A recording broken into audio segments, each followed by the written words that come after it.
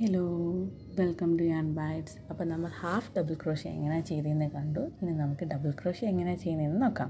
Half double crochet പോലെ തന്നെയാണ് double crochet, but ചെറിയൊരു ഡിഫറൻസ് ഉണ്ട്. ഹാഫ് ഡബിൾ ക്രോഷ്യ ചെയ്തപ്പോൾ നമ്മൾ യാൺ ഓവർ ചെയ്ത പോലെ നമ്മൾ യാൺ ഓവർ ചെയ്തു, മാജിക് റിങ്ങിലൂടെ യാണിനെ പുറത്തേക്ക് വലിച്ചെടുത്തതിന് ശേഷം നമുക്ക് 3 ലൂപ്പാണ് ഹുക്കിലുള്ളത്.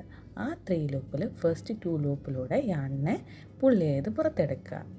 ഫസ്റ്റ് 2 ലൂപ്പ് 3 ലൂപ്പിലൂടെ എടുക്കരുത്. 3 ലൂപ്പിലൂടെ എടുക്കുന്നതാണ് ഹാഫ് ഡബിൾ ക്രോഷ്യ.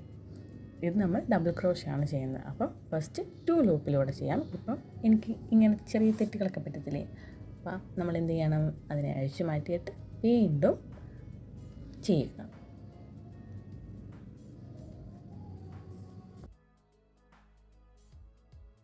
നമുക്ക് തെറ്റിക്കഴിഞ്ഞാൽ നമ്മൾ ഒരിക്കലും അത് വെച്ചിട്ട് കണ്ടിന്യൂ ചെയ്യരുത്. അങ്ങനെ ആകുമ്പം പാറ്റേൺസിൽ പാറ്റേൺസ് ഡിഫറൻസ് അല്ല, പക്ഷെ പാറ്റേൺ കാണാൻ വലിയ ഭംഗി കാണില്ല.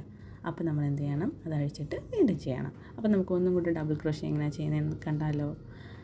യാൺ ഓവർ ചെയ്തിട്ട് മാജിക് റിങ്ങിനകത്തൂടി ലോങ് ടെയിലിനെ പുള്ളി ചെയ്തെടുക്കുക. നമുക്ക് 3 ലൂപ്സ് കിട്ടും. 3 ലൂപ്സിൽ ഫസ്റ്റ് 2 ലൂപ്സിലൂടെ യാണിനെ പുള്ളി ചെയ്ത് പുറത്തേക്ക് എടുക്കുക. അപ്പം നമുക്ക് റിമൈനിങ് വീണ്ടും 2 ലൂപ്സ് കിട്ടും.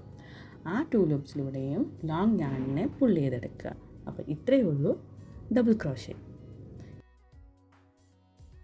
ഇനി നമുക്ക് അടുത്ത വീഡിയോയിൽ എങ്ങനെ ട്രിപ്പിൾ ക്രോഷ്യ ചെയ്യുന്നതെന്ന് നോക്കാം. ബൈ.